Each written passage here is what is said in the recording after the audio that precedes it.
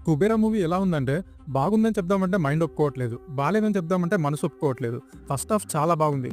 Literally 4-5 times కళ్ళలో నుంచి నీళ్లు వచ్చాయి. మరి ఇంకేంట్రా కనెక్ట్ అయినట్టే కదా, బాగుందన్నట్టే కదా అంటే సెకండ్ హాఫ్. యెస్, ప్రాబ్లమ్ అంతా సెకండ్ హాఫ్‌లోనే ఉంది. ఫస్ట్ హాఫ్ చూసాక సెకండ్ హాఫ్ ఈ రేంజ్‌లో ఉంటే బొమ్మ బ్లాక్ బస్టర్ అనుకున్నా. కానీ లేదు. లాగనే దానికంటే అసలు డైరెక్టర్ ఏం తీద్దాం అనుకున్నాడు, ఏం తీశాడు, అసలు ఏంటిది అనిపించింది. ఫస్ట్ హాఫ్‌లో ఆ బెగ్గర్స్‌ని తీసుకొచ్చే టైంలో వాళ్ళ బ్యాక్ స్టోరీస్, దేవా వాళ్ళ అమ్మ స్టోరీ అండ్ బ్యాక్‌గ్రౌండ్‌లో ఆ సాంగ్, లిటరల్లీ సాంగ్ అంతా ఏడుస్తూనే ఉన్నా. లిరిక్స్ అండ్ మ్యూజిక్ ఆ సీన్స్ అలా ఉన్నాయి. కానీ సెకండ్ హాఫ్‌లో లాస్ట్ 30 మినిట్స్‌లో అసలు ఏం జరుగుతుందో, ఎందుకు జరుగుతుందో అర్థం కాదు.